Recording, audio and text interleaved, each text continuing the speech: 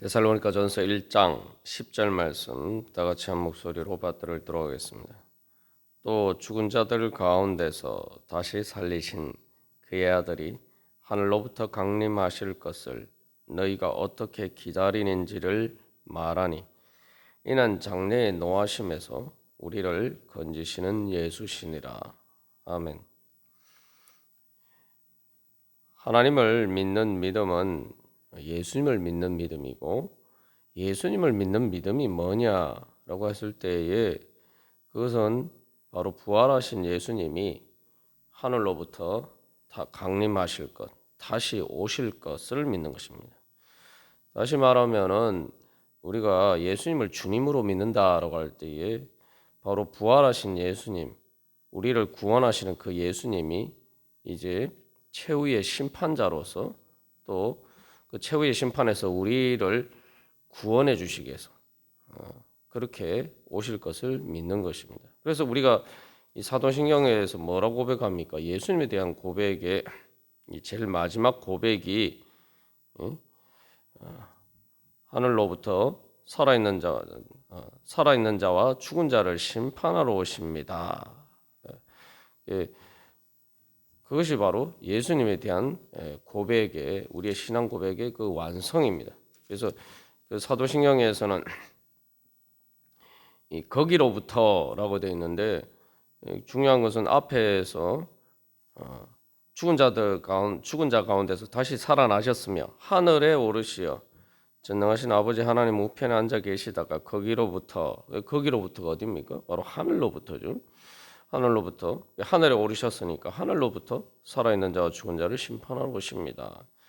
우리가 이제 이 데살로니가 1장 10절 말씀을 보면은 우리가 예배 때 고백하는 사도신경의 신앙 고백이 바로 여기에 들어 있고, 어떻게 보면 이제 사도신경의 신앙 고백이 데살로니가전서 1장 10절과 같은 성경 말씀의 그 신앙 고백에서 나온 것을 우리가 알 수가 있습니다.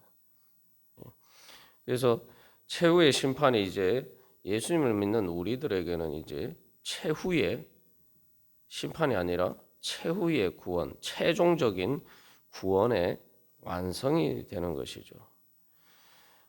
그렇기 때문에 이제 우리가 이 땅에서 살아갈 때에 우리는 하나님 앞에서 살아가는 삶이 하나님을 향한 믿음을 걸고 사는 삶인데, 하나님 앞에 살아간다는 것은 바로 하나님의 본체 형상이신 예수님 앞에서 살아가는 것입니다. 근데 그 예수님이 어떤 예수님이냐? 바로 하늘로부터 강림하셔서 모든 것을 심판하실 바로 그 예수님 앞에서 살아가는 것이 이제 우리가 예수님을 믿고 살아가는 삶입니다. 그것은 바로 예수님께서 결국 마지막에 재림하셔서 모든 사건의 진상이 어떤 것인지 다 드러내 주실 것이다 라고 믿고 그 진리에 따라서 살아가는 거예요. 그러니까 진짜 현실은 당장에 뭐 눈앞에 보이는 것이나 이런 것들이 아니라 마지막 예수님 재림하실 때 그 모든 사건의 진상이 무엇인지, 참된 진실이 무엇인지 그것이 드러날 것이다. 그것을 믿고 그 진리에 따라서 살아가는 것이 바로 하나님을 향한 믿음으로 살아가는 것입니다.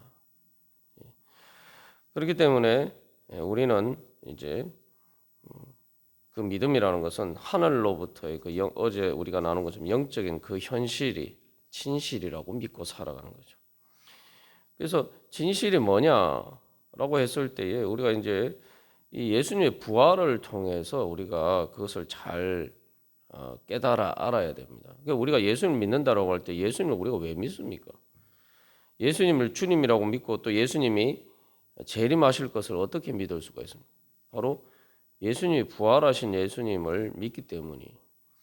재림은 미래의 일이지만 우리에게는 미래의 일이지만 그러나 예수님의 부활 사건은 이미 과거에 일어난 사건입니다. 다시 말하면 이제 예수님의 부활을 통해서 이제 그 예수님이 우리를 구원해 주시는 구속의 역사가 이제 완성이 되죠. 단순히 십자가만 있어 가지고는 우리의 구원이 완성되는 게 아니죠. 우리의 죄의 문제를 해결해 주실 뿐 아니라 우리의 또한 죽음의 문제를 해결해 주셔야 완전한 구원이 되는 거죠. 부활하신 예수님은 사실 이제 마지막에 우리가 이루어질 모습이다라는 거죠. 그렇기 때문에 그 예수님이 부활하셨는데 그 부활하신 예수님이 그 부활의 사건이 우리에게 이제 이루어져 가는 거예요. 그래서 그것들이 최종적으로 우리의 부활로 나타나는 시간이 바로 예수님의 재림이죠. 그러니까 이제 우리는 오늘도 우리가 찬양한 것처럼 예수님이 부활의 첫 열매다 이렇게 이야기하는데 예수님이 부활 사건과 우리의 마지막 심판 때 우리의 최종적으로 이 몸까지 부활하고 모든 상황까지 다 이렇게 새 하늘과 새 땅으로 바뀌는 바로 그 구원의 완성을 향해서 나아가는 그 중간 과정에 있는 거죠. 그러니까 예수님의 부활 사건이 우리에게 적용이 돼서 완전히 이루어지면 때가 바로 예수님의 재림이라는 거예요. 그러니까 부활하신 예수님을 보고 우리는 재림하실 주님을 믿고 그것을 통해서 또한 우리가 예수님이 부활하신 것처럼 우리도 마지막에 그렇게 부활할 것을 믿을 수가 있다는 거죠.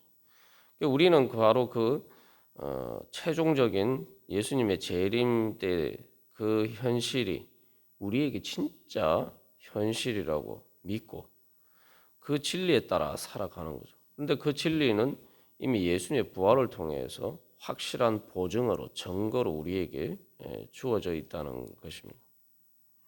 그래서 우리가 예수님을 믿는다는 믿음이 바로 그런 의미죠. 그렇기 때문에 부활하신 예수님을 믿기 때문에 우리는 이 데살로니가전서 1장 10절 말씀처럼 바로 예수님이 하늘부터 강림하셔서 우리를 건져 주실 것을 믿을 수가 있는 것입니다. 근데 이제 우리가 육신의 눈으로 이 땅에 살다 보면은 이 진리를 잊어버리고 살 때가 많습니다. 이제 그래서 진짜 진실이 뭐냐라고 했을 때에 결국 최종적으로 진짜 그 사건의 진상이 드러날 때까지 우리는 사실은 엄밀하게 말하면 진실이 무엇인지 제대로 알 수가 없어요.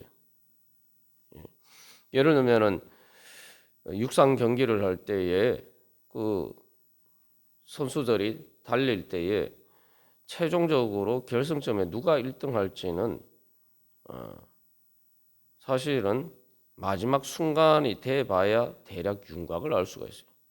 특히 이제 장거리 경주 같은 경우에는 대부분 어느 정도 마지막 그 순간이 되기 전까지는 선수들이 페이스 조절을 하기 때문에 앞에 나서지 않습니다. 그래서 대부분 보면 육상 경기에서도 처음이나 뭐 중간에 1등하는 선수가 제일 앞에 달리던 선수가 실질적으로 마지막 결승점에 1등으로 골인하는 경우는 거의 없죠. 거의 없는 게 아니라 거의 90% 이상 그런 경우는 없습니다.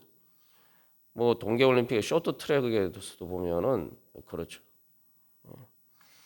그러니까 우리가 그 사건의 중간에 이렇게 과정만 보고 저 사람이 1등이다. 저 사람이 금메달을 딴다. 그래서 전혀 판단할 수가 없어요. 우리의 인생도 마찬가지입니다. 그러니까 우리의 진짜 내 인생의 진짜 진실이 뭐냐? 그 진실은 내 인생의 마지막에서 내가 어디로 가느냐가 사실은 내가 인생을 어떻게 살았냐를 사실은 진짜 보여주는 거죠. 예수님이 최후의 심판 때에 사실은 내가 진짜 거기서 어떤 평가를 받느냐에 따라 내 삶에 진짜 내가 어떤 삶을 살았는지가 드러나는 거예요. 그러니까 데살로니가 교회 교인들은 바로 그것을 분명히 알고 그렇기 때문에 뭐 육상 경기로 얘기하면 최종 결승점에서 내가 어떻게 골인할 것인가 그것을 바라보면서 그것을 기준으로 살았다는 거죠. 그렇기 때문에 그들의 삶이 예수님이 재림을 기다리면서 살았다라는 게 그런 의미예요. 그게 단순히 뭐 미래의 일만이 아니고 내가 그러면은 예수님 재림하실 때에 내가 어떻게 드러날 것이냐. 바로 그 기준에 따라서 그때 내가 어떤 열매를 맺을 것이냐. 이 기준에 따라서 현재의 삶을 살아난다는 거죠. 사도 바울이 그 고린도전서에서도 이야기하는 것처럼 마지막 날에 그 하나님의 심판의 불 앞에서 어떤 모습이냐. 그래서 그걸 다 자기가 뭐 우리가 살면서 다 건물을 짓듯이 다 그렇게 하는데 마지막에 각 사람의 고린도전서 3장 13절에서 각 사람의 공적이 나타날 터인데 그 불이 그 사람의 각 사람의 공적이 어떠한 것인지를 시험할 것이다. 그리고 그래서 그것이 그대로 있으면 상을 받고 불타면은 해를 받는다. 그렇게 이야기. 그게 이제 그 불이라는 거지. 결국 최후의 심판의 불이죠. 그래서 이제 사실은 이제 예수님 재림하시는 것은 우리가 이제 미래 사건에 우리가 드러날 진실입니다만 이제 그걸 통해서 기준으로 살아가는 것이 어떤 것인지는 제자들을 보면 우리가 잘 알 수가 있어요. 그러니까 제자들에게 있어서 예수님의 부활 사건은 일종의 예수님의 재림 사건과 비슷한 그러한 사건이죠. 그게 사실은 예수님의 재림 사건을 예표적으로 보여주고 있습니다. 그래서 그 예수님의 부활 사건 앞에서도 우리가 사건의 진상이 뭐냐, 여기서 이제 중요한 것은 사건의 진상이라는 것. 정말 예수님이 어떤 분이시냐, 이 문제가 그들에게 주어졌죠. 예수님 그때 당시 이제 예수님 믿는다는 거 할 때 예수님을 정말 주님으로 믿느냐라고 했을 때 제자들이 예수님을 주님으로 믿는다고 생각했어요. 그래서 그들이 예수님의 제자로서 예수님을 따랐는데 예수님이 이제 그들의 기대와 달리 십자가에 달려 죽으시죠. 고난을 받고 죽으셨단 말이에요. 그러니까 제자들은 자기의 어떤 기대나 소망이 다 깨어졌어요. 근데 그 기대나 소망이 깨어졌다라고 생각하지만 사실은 예수님의 문제가 생긴 것이 아니라 제자들의 우상이 깨어진 거예요. 그러니까 제자들이 예수님을 따르긴 따랐는데 사실 예수님의 부활에 대해서 말 그대로 죽은 자들 가운데서 다시 살리신 그의 아들, 하나님의 아들이라고 고백은 했어요. 베드로도 분명히. 그런데 바로 우리가 복음서에서 볼 수 있는 것처럼 베드로가 예수님이 내가 누구냐, 너희들은 나를 어떻게 생각하느냐 했더니 주는 그리스도시요 살아계신 하나님의 아들이십니다. 분명히 그렇게 고백했죠. 오늘 이 데살로니가전서 1장 10절의 고백처럼 그의 하나님의 아들이라고 고백을 했는데 문제는 그 다음에 예수님이 십자가 부활에 대해서 얘기를 하셨는데 십자가 고난을 당하시고 죽으시지만 그러나 사흘 만에 다시 부활할 것을 말씀하셨어요. 그런데 베드로가 하나님의 아들이라고 고백했음에도 불구하고 그 예수님의 이야기를 들었을 때 부활에 대해서는 전혀 알지 못하고 예수님 십자가 지러 가시면 안 됩니다 하고 예수님을 말리고 오히려 예수님을 꾸짖죠. 그러니까 예수님이 베드로에게 사탄아 물러가라. 그래서 거기에서 우리가 중요한 교훈을 발견할 수 있는데 우리가 예수를 믿는다고 하면서 그 베드로처럼 믿으면은 결국은 우리는 예수를 믿는 게 아니라는 거예요. 예수를 믿는데 주님 십자가 지지 마십시오. 그게 사실은 이제 데살로니가 교회 교인들에게도 똑같이 적용이 되는 거죠. 예수 믿는 것 때문에 환난을 받는단 말이에요. 그러니까 그렇게 예수 믿지 말라. 그래서 그런 예수는 믿을 수 없다. 이렇게 되면 뭐예요? 그 베드로가 예수님을 보고 십자가 지지 말라는 거하고 똑같은 거예요. 그렇게 예수를 믿으면 데살로니가 교회 교인들처럼 그런 상황이 되면 예수를 믿을 수가 없죠. 그러면은 그래서 내가 예수를 못 믿겠다 이렇게 얘기하면은 그게 바로 사탄인 거예요. 그게 사탄이에요. 그게 사탄의 거짓입니다. 정확하게. 그게 사탄의 거짓에 썩는 거예요. 예수님 믿는 것 때문에 환난을 당하니까 내가 예수님 믿지 말아야겠구나. 이렇게 생각하게 만드는 거 그게 바로 사탄이라는 거예요. 그게 마귀의 거짓이라는 거죠. 왜냐하면 부활을 생각하지 않기 때문에. 그래서 여기서 10절 말씀에서 왜 이제 사도 바울이 부활과 예수님의 재림에 대해서 이야기를 하는 이유가 바로 거기에 있습니다. 제자들이 베드로도 그래서 하나님의 아들이다. 예수님이 하나님의 아들이십니다. 고백했는데도 예수님의 부활을 믿지 못했단 말이죠. 그러니까 뭐예요? 바로 예수님이 겟세마네 동산에 잡히실 때 예수님 십자가의 환난을 당하실 때 제자들은 다 예수님을 버리고 도망가 버려요. 그러니까 자기들은 예수님을 믿는다라고 했는데 사실은 우상을 섬기고 있었어요. 자기들의 우상. 거기에서 우리는 그것은 바로 자기들의 소망. 예수님을 통해서 보여준 하나님이 주시는 진짜 소망이 아니라 자기들의 소망. 자기들의 욕망을 예수님께 투사를 해서 그렇게 예수님을 믿었다는 거죠. 그들의 욕망이 뭡니까? 그래서 예수님이 유대의 왕이 되시면은 자기들이 세상 왕처럼 그렇게 되시면은 자기들이 거기에서 높은 자리 하나씩 차지하고 뭐 그런 이제 어떻게 보면 그들이 되게 신앙적으로 예수님을 따른 것처럼 보이는데 사실은 그들이 예수님을 따른 것은 사실은 그들 안에 있는 우상을 따랐다. 그러니까 그 우상이 깨어졌을 때 그 예수님을 버리고 도망갈 수밖에 없었다. 그래서 가룟 유다가 예수님을 팔은 거죠. 가룟 유다는 이제 그것을 다른 제자들도 빨리 눈치를 채고 다른 제자들이나 우리가 생각하는 예수님의 모습이 아니구나. 이걸 빨리 이제 눈치를 챘다 이 말이죠. 그래서 예수님을 결국은 팔아버리죠. 근데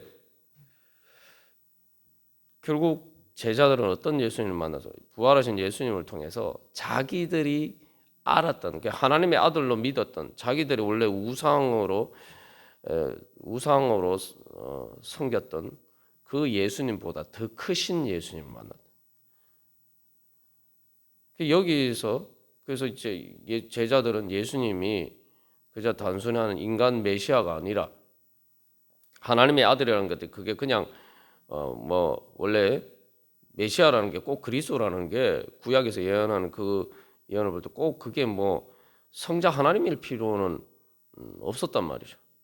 근데 이제 그들이 부활하신 예수님을 만나고 그 부활하신 예수님이 승천하시는 것을 보고 난 다음에 그들이 발견한 예수님에 대해서 발견한 진짜 진리는 뭐냐? 예수님이 자기들이 생각하는 하나님의 아들은 하나님의 아들인데 다윗도 하나님의 아들이라고 그랬단 말이죠. 근데 그런 수준이 아니구나. 진짜 독생자 하나님이시구나.